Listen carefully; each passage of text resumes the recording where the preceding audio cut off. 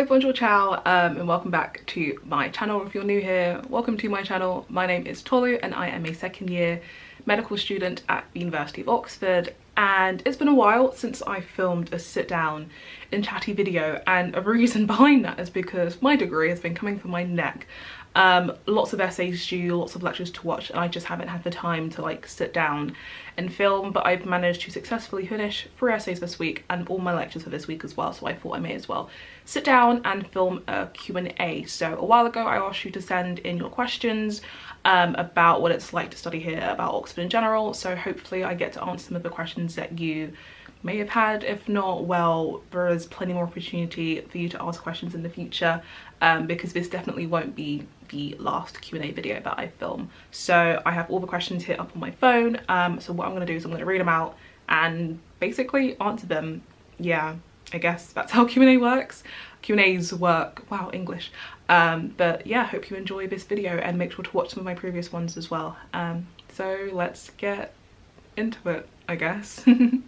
So the first question is, what is it like to study here? Now, this question now it's kind of weird to answer because we're currently in lockdown, and Oxford now is definitely nothing like Oxford usually. So imagine no pandemic, imagine like no lockdown life. Essentially for like my day-to-day life, I'd like go to lectures in the morning, have some practicals, and then maybe later on in the day have a tutorial. And I guess tutorials are what sort of set apart Oxford from like other universities, and it's where you have like a sort of mini, not one-on-one, but like small group on one discussion with a tutor who's apparently like really high up in their field. Not apparently, why did I say apparently? Just a tutor who's like really high up in their field, and you essentially get to sort of develop your knowledge about that particular topic.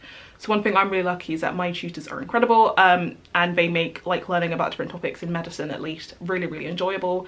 And yeah, so we get to know about more like things beyond the syllabus essentially, and just a bit more insight into what's like going on, new research, etc. I don't know, I'm saying this so badly, but hopefully you get like the idea of what I'm trying to put out there. But other than like academic stuff, there is so much to do in Oxford to like have fun.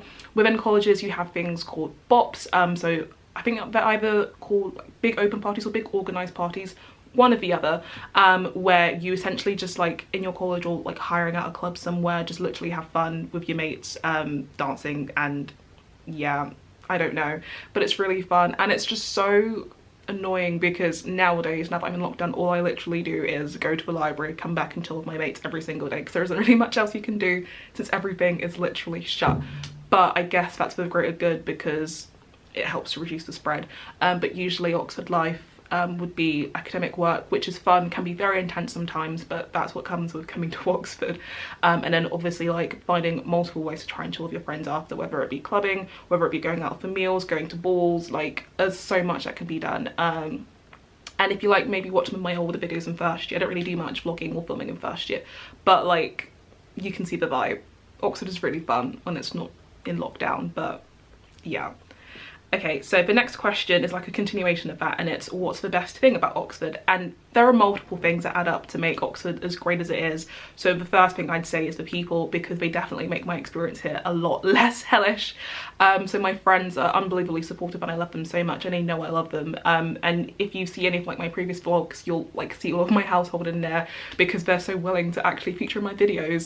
So I'm really, one, grateful for that, and two, not only are they like willing to feature in my videos, but they do offer a lot of like support for when I'm like having low days when it comes to my degree, because medicine is no joke.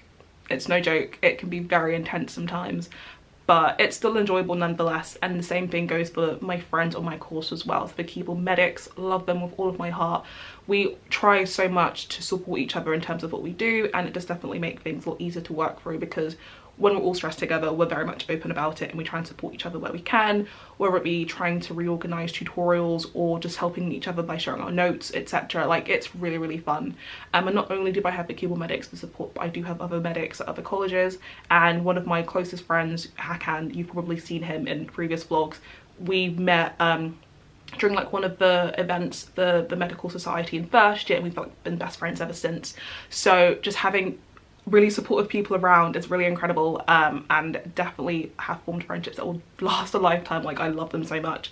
Not only that, but also tutors and having tutorials is really, really helpful, because it means I get to have a more in-depth understanding of particular topics. So if you know me, you know that I'm obsessed with neuroscience, and depending on how I feel in a few years' time, it may be the route that I potentially go down in terms of specialism. So one of my tutors, who again has managed to feature in one of my videos, I hope you see like a common trend here, but he has definitely like helped in terms of making me love the topic more and helping me like understand things a lot better, and the same goes for all of my tutors. So having that support there as well is really, really handy. And yeah, just all of that. And obviously Oxford is a beautiful, beautiful place. So my college, the lasagna looking Keble College, really nice to look out to. I have an amazing view from where my room is. And just being able to like live here in like Harry Potter-esque vibes, it's really great. So that's essentially some of the best things about Oxford, like the people, tutors and tutorial systems, and obviously just being here because it's such an incredible city. So yeah. Okay, so the next question I've got here is, do you regret applying here? Now, the problem with this question is the overall answer is no, I don't regret applying here. But there are times where I contemplate why on earth 16-year-old me decided that this place was a place to apply to study medicine of all subjects, simply because the workload is unnecessarily intense. Being a medic, it's no easy like feat, but I will try my best to get through all these 6 years and the 2 years of foundation training, etc. and so on. But things can be really, really intense sometimes, because the way this course is structured is kind of the traditional route. So it's more focused on like understanding the science behind a lot of these particular functions and physiology in terms of the body. And yes, it's really, really interesting. Don't get me wrong, I love studying all this stuff. But sometimes when you're having to write maybe 2 to 3 essays a week on top of 15 lectures and then some online practicals and doing tutorials as well, it gets a lot. It gets a lot. And I remember the last 2 weeks especially spending a lot of my days, a lot of my nights just crying and just having breakdowns, because it was a lot, and I'm not gonna lie about it. This degree can definitely be a lot, but I do love it here. Like, I do enjoy being challenged, but not challenged to a point where I'm literally crying very often, but I do enjoy being challenged. And I feel like I will look back at this and laugh. I may not be laughing now, but I will be laughing in a few years' time. So I'm just using that to help keep me motivated and keep me sort of pushing in that right direction. But yeah, I feel like this place is the best uni in the world of medicine. So in terms of that, I don't regret applying here. But in terms of the pressure and the workload and how intense everything is, I feel like other places may be a bit nicer in regards to that. But beggars can't be choosers. I applied here, so I just have to embrace it. But no, I don't regret applying here. Again, I feel like having my friends and like a nice community around here definitely does help, so there's always that too. So yeah, that's my answer to that question. Okay, so this next question is interesting. So they're asking, what was UNIQ like? And basically, if you don't know, UNIQ is one of the summer schools, the 3 summer schools run by Oxford to help students understand what it's like to study at Oxford. Now, I did UNIQ myself before applying to Oxford, and going on UNIQ, that summer school, was essentially one of the things that helped push me in the direction to apply here. Pre-pandemic, obviously, I was able to spend, I think, around a week in Oxford. I stayed in Trinity College. We got to experience some example lectures, some example tutorials, and got a lot of preparation help and tips when it came to the application process. We got personal statement help, interview help, admissions test help, etc. And it was one of the most amazing weeks ever. And I knew I had like wanted to apply to Oxbridge. Beforehand, I kind of had ideas of applying to Cambridge, but then UNIQ kind of heavily cemented that yes, Oxford is the place for me, and I definitely want to apply here. And I even managed to like work on UNIQ as well, as an ambassador. So I was there on UNIQ as a student, experiencing all that stuff, and then also worked there as an ambassador. And honestly, UNIQ is so incredible. All of the resources that they give you are so beneficial and so helpful, and it definitely did like encourage me and influence me to apply here. And UNIQ itself is coming up. The applications are now open, so if you want to apply to UNIQ, I really do urge you to go. Applications close March 14th, so hopefully by the time I put up this video you have plenty of time to prepare. And yeah, UNIQ is an incredible experience. Hopefully I can include like some pictures. Editing tolu, do what you have to do. I'll include some pictures of my UNIQ experience. I look very different then as I do now, so please pay no heed to what I looked like back then, but I managed to have some practicals, some lectures, managed to hold like a real brain as well, and obviously me being obsessed with neuroscience, that was incredible. Having lectures to do with cancer, like it was such a fulfilling experience, and I got to definitely experience what it's like to be an undergraduate student, and essentially what was replicated on UNIQ is exactly what I'm doing now. So having that sort of initial experience was really, really helpful and beneficial, and I wouldn't take it, like I would never regret that experience for any second. So I would really recommend you to apply to UNIQ. There are a bunch of criteria that you need to follow, but check out all the details on the website. I'll leave all the descriptions, all the details in the description box below. But please, please, please do apply to UNIQ, because I had an incredible time, and I guess it's part of the reason why I'm here, you know. Yeah, but yeah, like I said, applications close March 14th, so please do apply and check it out.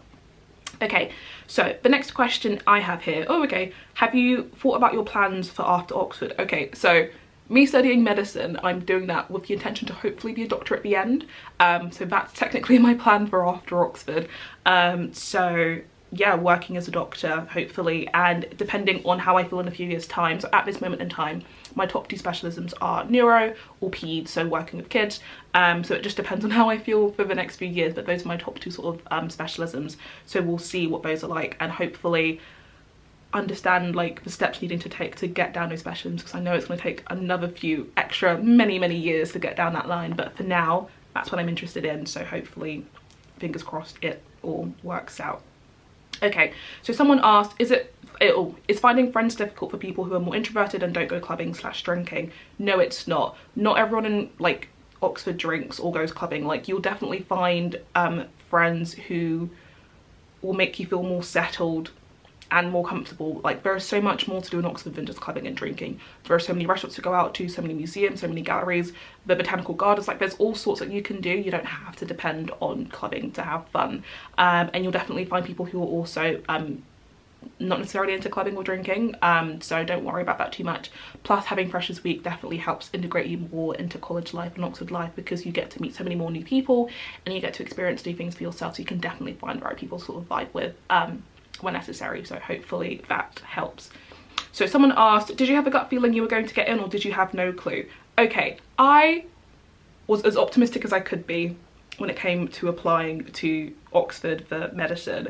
I didn't have a gut feeling I was going to get into there, because I've always been the kind of person who has constantly self-doubted themselves, but I knew like the things that I had done to get to this position, I did the most that I could do, if that makes sense. So I have a video, like one of my first videos was essentially how I got into Oxford. Cringe about me before getting here, but I volunteered with St John Ambulance for like almost 5 years. I was Regional Cadet of the Year for London and South during that role as well. I volunteered at a local hospital. I volunteered with a lady in my local area who was a stroke survivor and befriended her. I went on so many lectures. UNIQ itself really is also a thing I added to my personal statement to show about my experiences.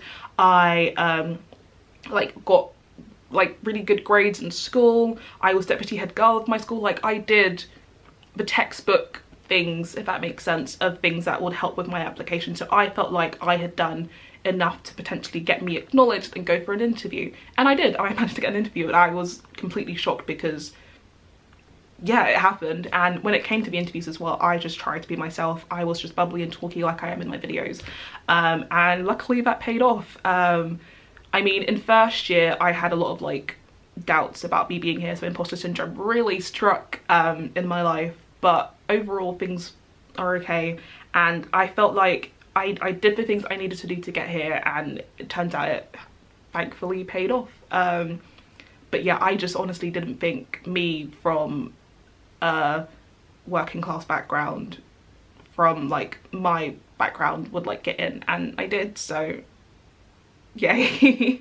That was said so weirdly, but yeah. Someone asked, what's the best location to study on campus? So there are so many places to work here in Oxford. So again, pre-pandemic life, you have so many libraries. I think now because the library's still open, the Duke Humphreys Library and just the old Bodleian libraries are incredible. Like I never really went to libraries in first year because I simply did not have the time, but now that everywhere's shut and all my lectures are online, I now put in more effort to go to the library. So the old Bodleian libraries, Radcam, like the libraries are incredible here. also so many like cafe study spots. So when they were open, I used to go to a cafe with my friend Hakan, who I mentioned previously, and we just worked there, and it's really, really fun to just like be able to grab a coffee, have a snack and work, and it's really nice. Colleges have their own like study spaces as well, and even in your room, like this is my desk in my room, so having a study space in your room is also really handy. So that's also the vibe as well. Cool, hopefully that answers that question as well.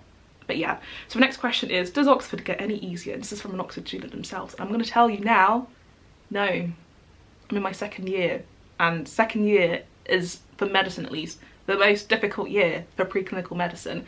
It's hard. It doesn't get easier because you're constantly being challenged and pushed in developing your understanding, but you do understand a bit more about how the system works. So in a way, it does get easier because you're more used to the workload. But then again, it also doesn't get easier because you're still doing an unnecessary amount of work, and it's so difficult sometimes, but you get through it, so it's all good. And someone asked, do you know any famous people at Oxford? And I think this is going to be the last one because I don't want to do a really, really long video. So do you know any famous people at Oxford? I don't know famous, but I guess I've met Eve Bennett. She's a really lovely gal. We went for dinner together. She's really, really sweet, and a whole just a bunch of all the Oxford YouTubers essentially. So Eve, Manny, who's now graduated, he's really, really nice. Rosie, who's also graduated. Viola, who's also graduated. V, who's also graduated. So in terms of like, yeah, so like the big study tube gang, I had met a few of them. They're all really lovely and sweet. And in terms of knowing any other famous people, probably, I don't know how to answer that question, but I guess so, considering like this place is full of like really famous researchers and stuff. But again, me answering questions really badly, but that's the vibe, I guess. I need to stop saying that's the vibe because that's not the vibe. But anyways, thank you so much for watching this video. Hopefully I've answered some like nice questions. Feel free to send me more questions in the future and I'll be more than happy to answer them. Just DM me on my socials because I probably will respond. It may take me a while, but I will. But yeah, that's it for this video. Thank you so much for watching, and I'll see you in the next one. Bye.